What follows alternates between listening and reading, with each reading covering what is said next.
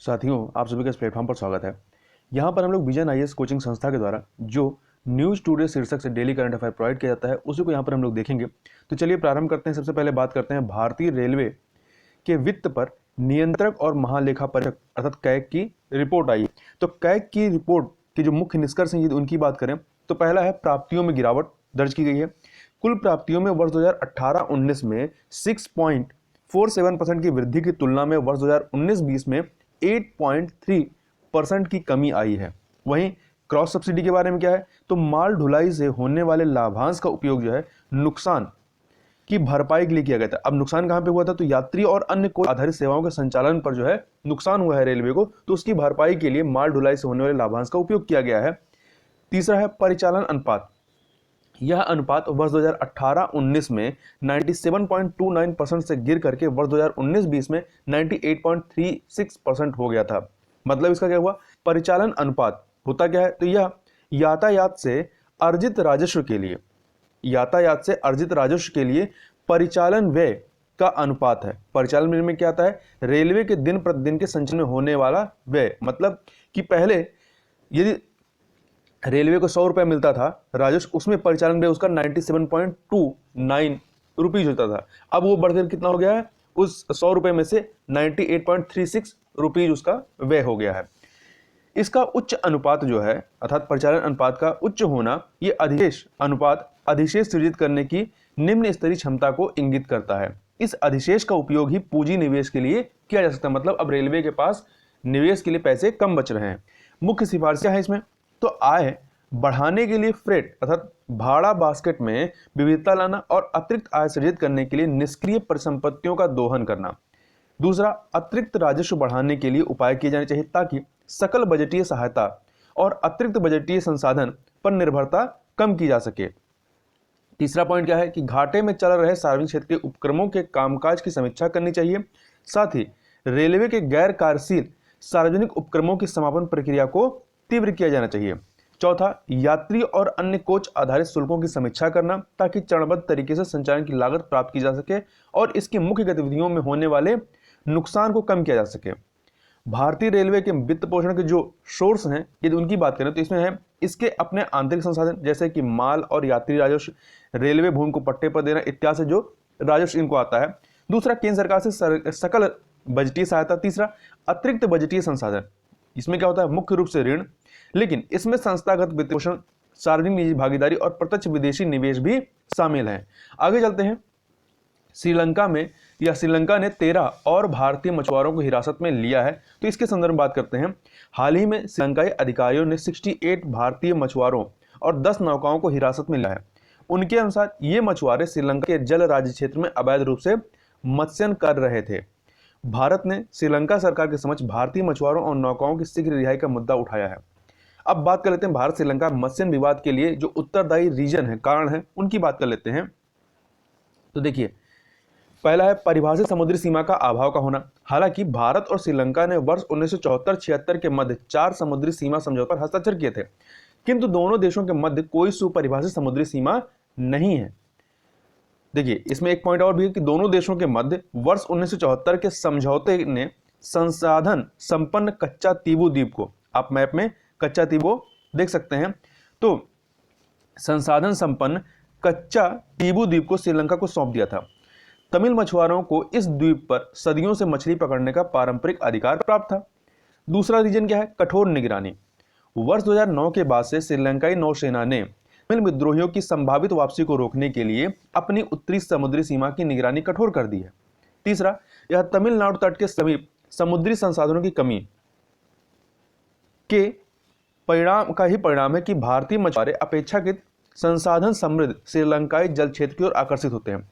अब ये समुद्री संसाधन कमी क्यों हो रही, इसका एक बहुत बड़ा रीजन है निरंतर बॉटम ट्रोलिंग के कारण, तो यहाँ का जो संसाधन क्षेत्र है वो कम हो रहा है। जबकि श्रीलंका ने वर्ष 2017 में अपने जल क्षेत्र में बॉटम ट्रोलिंग पर प्रतिबंध लगा दिया था। आगे चलते हैं। विशेष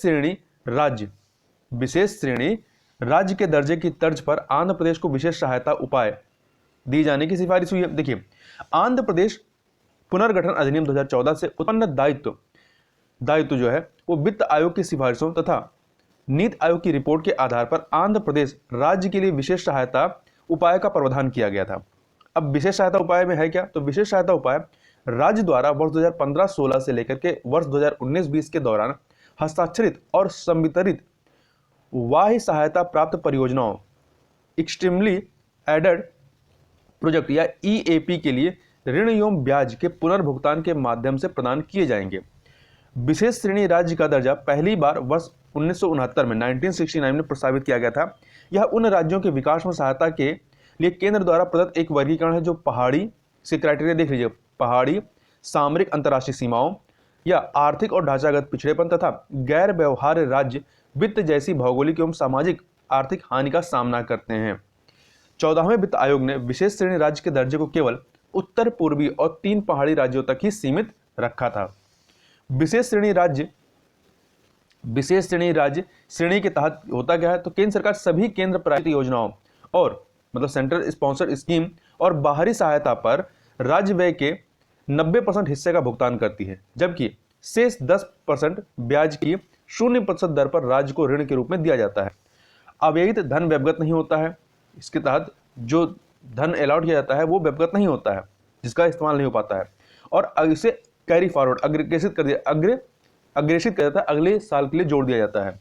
विशेष श्रेणी का दर्जा प्राप्त राज्यों को निवेश आकर्षित करने के लिए सीमा शुल्क, कॉर्पोरेट कर, आयकर और अन्य करों में छूट प्रदान की गई है। आगे बात कर लेते हैं। साउथ इनोवेशन प्लेटफॉर्म SSIP के तहत प्रथम एग्रीटेक कोहार्ट लॉन्च किया गया है। ठीक है, तो इसके बारे में बात करते हैं। तो एग्रीटेक कोहार्ट को अटल नवाचार मिशन, नीति आयोग और संयुक्त राष्ट्र पूंजी विकास कोष UNCDF द्वारा संयुक्त रूप से साउथ इनोवेशन प्लेटफॉर्म के तहत प्रारंभ किया गया है। इसका उद्देश्य कोरोना महामारी के परिणामस्वरूप उत्पन्न हुई चुनौतियों से निपटने में एशिया और अफ्रीका के छोटे किसानों की मदद करना है। यह जो आपका साउथ इनोवेशन प्लेटफॉर्म है, इसको जुलाई 2021 में अटल नवाचार मिशन व नीति आयोग द्वारा UNCDF के साथ साझेदारी में लॉन्च किया गया था। इसका उद्देश्य Bharat, Indonesia, Malawi, Malaysia, Kenya, Uganda एवं जाम्बिया में उभरते बाजारों के बीच नवाचारों, अंतर्दृष्टि और निवेश के सीमा पार विनिमय को सक्षम बनाना है। एग्रीटेक को तकनीकी नवाचारों के रूप में परिभाषित किया गया है। एग्रीटेक को तकनीकी नवाचारों के रूप में परिभाषित किया गया है। ये नवाचार या तो अपशिष्ट लागत और समय को कम करते हैं, या उत्पादकता में सुधार करते हैं, या दक्षता एवं उत्पादन को प्रोत्साहन प्रदान कर लाभप्रदता को बढ़ावा देते हैं। वर्ल्ड गवर्नमेंट समिट रिपोर्ट 3 समान एग्रीटेक रुझानों की व्याख्या करती है। पहला, नई तकनीकों जैसे कि GM फसलों का उपयोग करके भिन्न प्रकार से निर्मित उत्पाद। दूसरा, खाद्य उत्पादन को उपभोक्ताओं के समीप लाने के लिए नवीन तकनीकों का उपयोग करना। तीसरा, क्रॉस इंडस्ट्री प्रौद्योगिकियों और अनुप्रयोगों को शामिल करना।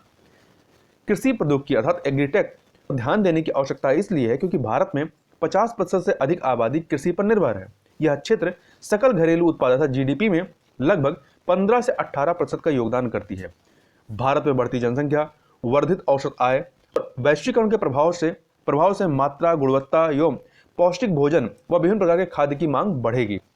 भारत में आरंभ की गई जो इनिशिएटिव या पहले हैं उनकी बात करें तो सरकार का किसान सुविधा नामक ऐप किसानों को वर्तमान मौसम, बाजार मूल्य, डीलर की जानकारी, फसलों की सुरक्षा आदि के बारे में निःशुल्क जानकारी प्रदान करता है।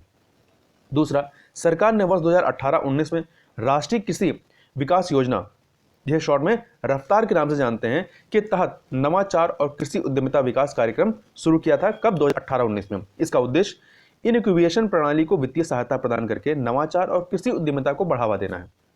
भारतीय अंतरिक्ष अनुसंधान संगठन इसरो का जियो प्लेटफॉर्म भुवन जो है यह वृक्षारोपण, कीट निगरानी और मौसम पर मूल्यवान डेटा प्रदान करता है। आगे चलते हैं, आगे बात कर लेते हैं। पेट्रोलियम एवं प्राकृतिक गैस मंत्रालय द्वारा खुला रकबा लाइसेंसिंग नीति ओपन एक्रिएज लाइसेंसिंग प्रोग्राम OALP के 7वें दौर की नीलामी आरंभ की गई। उसके संदर्भ में देखिए, घरेलू हाइड्रोकार्बन उत्पादन को बढ़ावा देने हेतु हाइड्रोकार्बन अन्वेषण तथा लाइसेंसिंग नीति, ये शॉर्ट में, ये इंग्लिश में hydrocarbon exploration and licensing policy, ये शॉर्ट में हेल्प के नाम से जानते हैं, के तहत खुला रकबा लाइसेंसिंग नीति OALP तंत्र आरंभ किया गया है। यह जो OALP है अर्थात खुला रकबा लाइसेंसिंग नीति, इसके तहत निवेशक सरकार की औपचारिक बोली चरण की प्रतीक्षा किए बिना राष्ट्रीय डेटा रिपोजिटरी NDR में उपलब्ध अन्वेषण और उत्पादन डेटा का आकलन करके एवं रुचि की अभिव्यक्ति एक्सप्रेशन ऑफ इंटरेस्ट EOI जमा करके अपनी पसंद के ब्लॉक में खनन कार्य कर सकते हैं। NDR क्या होता है? राष्ट्रीय डेटा रिपोजिटरी। यह भारतीय तलछट बेसिनों के अन्वेषण और उत्पादन डेटा का एक एकीकृत डेटा भंडार है। खुला रकबा लाइसेंसिंग नीति के 7वें दौर के तहत 6 तलछट बेसिनों में विस्तारित 8 ब्लॉक्स के लिए लगाई जा रही है। ये ब्लॉक्स 5 राज्यों के 15,766 वर्ग किलोमीटर क्षेत्र को कवर करते हैं। नई अन्वेषण लाइसेंसिंग नीति के बारे में बात करें तो नई जो इससे पहले थी, हेल्प के पहले नई अन्वेषण लाइसेंसिंग नीति न्यू एक्सप्लोरेशन लाइसेंसिंग पॉलिसी को प्रतिस्थापित करने हेतु वर्ष 2016 में हेल्प तंत्र को लागू किया गया था। NELP नेल्प की तुलना में हेल्प के महत्व की यदि बात करें तो नेल्प के लाभ बंटवारे की बजाय राजस्व साझाकरण मॉडल अपनाया गया है हेल्प में। वहीं नेल्प में पृथक लाइसेंस की बजाय सभी हाइड्रोकार्बन के लिए एकल लाइसेंस की व्यवस्था की गई है। ठीक है, यहां पर हेल्प में जो है, यहां पे नेल्प लिखा है, यहां पे हेल्प में पृथक लाइसेंस की बजाय सभी हाइड्रोकार्बन के लिए एकल लाइसेंस की व्यवस्था की गई है। साथ ही गहरे समुद्र में अन्वेषण के मामले में आरंभिक 7 वर्षों के लिए कोई रॉयल्टी देय नहीं होगी। इसके अतिरिक्त इसके या उपरांत रॉयल्टी की निम्न दरें अधिक गहराई में अपतटीय अन्वेषण अर्थात अल्ट्रा डीप ऑफशोर में 2% से लेकर के भूमि पर 12.5% तक भिन्न भिन्न दरों पर यह लागू होगी। तो इसके उपरांत रॉयल्टी की निम्न दरें लागू की गई हैं। प्रारंभिक उत्पादन के लिए रॉयल्टी दरों में अतिरिक्त रियायत प्रदान की गई है। वहीं हेल्प के अंतर्गत सरलीकृत विवाद समाधान तंत्र आरंभ है और वहीं हेल्प में मूल्य निर्धारण और विपणन की स्वतंत्रता प्रदान की गई है। अब जो सुर्खियों में रही है उनको देख लेते हैं। इसमें सबसे पहले बात करते हैं CA, CWA और CS संशोधन विधेयक 2021 के संबंध में। तो देखिए, लोकसभा ने chartered accountants, cost and workers accountants और कंपनी सेक्रेटरीज संशोधन विधेयक 2021 की गहन समीक्षा के लिए इसे स्थायी समिति को प्रेषित किया है। यह विधेयक इस अधिनियम के तहत अनुसंधानात्मक तंत्र को मजबूत करने का प्रयास करता है। यह Institute of Chartered Accountants of India, Institute of Cost Accountants of India और Institute of Company Secretaries of India के सदस्यों के विरुद्ध मामलों के समयबद्ध निपटान का प्रावधान करता है। अनुशासनात्मक तंत्र को मजबूत करने का उद्देश्य संसाधनों के प्रशासनिक और अनुशासनात्मक विभागों के बीच हितों के टकराव को दूर करना तथा समग्र जवाबदेही को बढ़ाना है। आगे देखते हैं, राष्ट्र विरोधी क्या है। सरकार ने हाल ही में सूचित किया है कि संविधियों में राष्ट्र विरोधी शब्द को परिभाषित नहीं किया है। हालांकि देश की एकता और अखंडता के लिए खतरनाक, गैर कानूनी एवं विध्वंसक गतिविधियों से कठोरता से निपटने हेतु आपराधिक कानून व विभिन्न न्यायिक घोषणाएं उपलब्ध है। संविधान अधिनियम मतलब 42वें संविधान संशोधन अधिनियम 1976 ने संविधान में अनुच्छेद 31D, ये आपातकाल के दौरान जोड़ा गया था, 31D को शामिल किया था, जिसने राष्ट्र विरोधी गतिविधियों को परिभाषित किया था। फिर आगे चल के अनुच्छेद 31D को बाद में 43वें संविधान संशोधन अधिनियम 1977 के द्वारा हटा दिया गया था। तो ये दोनों पॉइंट बहुत महत्वपूर्ण है। आगे बात करते हैं NSE प्राइम के बारे में। तो देखिए, नेशनल स्टॉक एक्सचेंज ने एक नई कॉर्पोरेट अभिशासन पहल NSE प्राइम की शुरुआत की है। NSE प्राइम के बारे में बात करते हैं तो यह एक ढांचा है जो सूचीबद्ध कंपनियों के लिए विनियमों द्वारा आवश्यक किए गए मानकों की बजाय कॉर्पोरेट अभिशासन के उच्च मानकों को निर्धारित करता है। ठीक है, NSE में सूचीबद्ध सभी कंपनियां स्वेच्छा से NSE प्राइम को अपना सकती हैं। इसका लाभ क्या होगा? यह भारत में कॉर्पोरेट अभिशासन मानकों के स्तर में वृद्धि करेगा। दूसरा, निवेशकों को उन कंपनियों की पहचान करने में सक्षम करेगा जिन्होंने कॉर्पोरेट अभिशासन के उच्च मानक लागू करने की इच्छा प्रकट की है और सूचीबद्ध कंपनियों में निवेशकों की गुणवत्ता में वृद्धि करने में सहायक होंगे ये। आगे चलते हैं, भारतीय फ्लैपसेल कछुआ के बारे में। तेलंगाना के सिरनापल्ली वन में एल्बिनो इंडियन फ्लैपसेल कछुए को देखा गया है। भारतीय फ्लैपसेल कछुए, यह जिसका वैज्ञानिक नाम क्या है, लिसेमिस पंक्टा के बारे में बात करते हैं तो यह भारत में पाए जाने वाले सबसे सामान्य मुलायम वाले सॉफ्ट सेल कछुओं में से एक है। इनका वितरण कहाँ पाए जाते हैं? बांग्लादेश, भारत, म्यांमार, नेपाल व पाकिस्तान है। आईयूसीएन की रेड लिस्ट में इनकी स्थिति लीस्ट कंसर्न में है। संरक्षण की स्थिति देखें भारत, तो भारतीय वन्यजीव संरक्षण अधिनियम 1972 की पहली अनुसूची में सूचीबद्ध है। आगे चलते हैं, कुंडनकुल्लम परमाणु ऊर्जा संयंत्र KNPP जो कि तमिलनाडु में है, इसके बारे में तो रूस के राज्य संचालित परमाणु ऊर्जा निगम रोसाटम ने KNPP अर्थात कुंडनकुल्लम परमाणु ऊर्जा संयंत्र की इकाई 6 का निर्माण कार्य शुरू कर दिया है। विद्युत संयंत्र की 6 इकाइयों के संचालित होने पर इसे 6000 मेगावाट ऊर्जा उत्पादन की संयुक्त क्षमता प्राप्त होगी। रूस वर्ष 1988 के अंतर सरकारी समझौतों और वर्ष 1998 एवं वर्ष 2008 में अनुवर्ती समझौतों के तहत कुंडनकुल्लम परमाणु संयंत्र का निर्माण कर रहा है। कुंडनकुलम परमाणु संयंत्र आयातित PWR अर्थात प्रेशराइज वाटर रिएक्टर तकनीक का उपयोग करने वाला भारत का पहला परमाणु संयंत्र है। तो ये महत्वपूर्ण पॉइंट है, याद रखिएगा। भारत में मौजूदा परमाणु ऊर्जा संयंत्र दबाव वाले हैवी वाटर रिएक्टर या बॉइलिंग वाटर रिएक्टर प्रौद्योगिकी का उपयोग करते हैं, जबकि ये प्रेशराइज्ड वाटर रिएक्टर का तकनीक का प्रयोग करता है। इसे nuclear power corporation of India NPCIL द्वारा विकसित किया जा रहा है। आगे चलते हैं। बख्तरबंद इंजीनियर टोही वाहन, ये शॉर्ट में AERV कहते हैं। तो देखिए, स्वदेश में विकसित अगली पीढ़ी के अर्व, इसे अर्व शॉर्ट में कह सकते हैं AERV, अर्व के पहले सेट को भारतीय सेना में शामिल किया गया है। अर्व को शत्रुतापूर्ण क्षेत्रों में स्थल पर और जल के भीतर सर्वेक्षण करने के लिए सैन्य इंजीनियरों की सामरिक एवं लड़ाकू आवश्यकताओं को पूरा करने हेतु डिजाइन किया गया है। यह मैदानी, मरुस्थलीय और नदी वाले क्षेत्रों में आक्रामक एवं रक्षात्मक ऑपरेशन के लिए युद्धक इंजीनियरिंग सहायता प्रदान करेगा। यह प्रणाली रक्षा अनुसंधान एवं विकास संगठन DRDO द्वारा 2 केंद्रों, वाहन अनुसंधान विकास प्रतिष्ठान VRDE अहमदनगर और अनुसंधान एवं विकास प्रतिष्ठान पुणे द्वारा डिजाइन की है।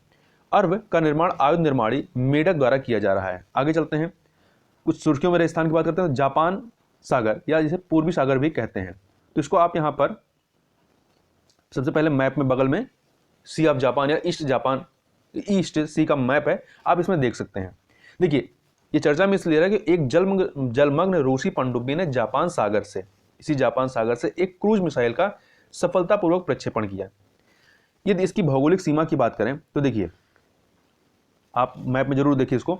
देखिए, यह पूर्व में जापान और सखालिन द्वीप, आप मैप में देखेंगे तो ऊपर की साइड में आपको सखालिन आइलैंड दिखाई पड़ेगा से, तथा पश्चिम में एशियाई मुख्य भूमि पर और रूस एवं कोरिया से घिरा हुआ है। यह दक्षिण में आप देखेंगे तो पूर्वी चीन सागर है और उत्तर में आप देखेंगे तो ओकोष्टक, सी ऑफ ओकोष्टक लिखा हुआ है, इस सागर से जुड़ा हुआ है। मुख्य विवाद क्या है? जापान निकटवर्ती ओकोष्टक सागर में रूसी नियंत्रण वाले दक्षिणी कुरिल द्वीपों पर अपना दावा करता है, जिसे टोक्यो उत्तरी राज्य क्षेत्र के रूप में संदर्भित करता है। आगे चलते हैं, श्रीनिवास रामानुजन के बारे में बात कर लेते हैं। तो 22 दिसंबर 1887 को इनका जन्म हुआ था और 22 दिसंबर को राष्ट्रीय गणित दिवस के रूप में मनाया जाता है, ठीक है। और इनकी मृत्यु जो है 26 अप्रैल 1920 को हुई थी। रामानुज ब्रिटेन की रॉयल सोसाइटी के सबसे युवा सदस्यों में से एक थे। ये कैम्ब्रिज विश्वविद्यालय के ट्रिनिटी कॉलेज के फेलो चुने जाने वाले पहले भारतीय भी थे। गणित में इनका योगदान की बात करें तो संख्याओं का विश्लेषणात्मक सिद्धांत, दीर्घवृत्तीय फलन, सतत भिन्न, अनंत श्रेणी आदि उनके सबसे मूल्यवान निष्कर्षों में से एक पाई के लिए उनकी अनंत श्रेणी थी, जो आज हमारे द्वारा उपयोग किए जाने वाले कई एल्गोरिथम का आधार है। उनके जीवन को वर्ष 2015 की film the man who knew infinity में चित्रित किया गया था। तो इस वीडियो में बस इतना ही, मिलते हैं नेक्स्ट वीडियो में, तब तक के लिए बहुत बहुत धन्यवाद।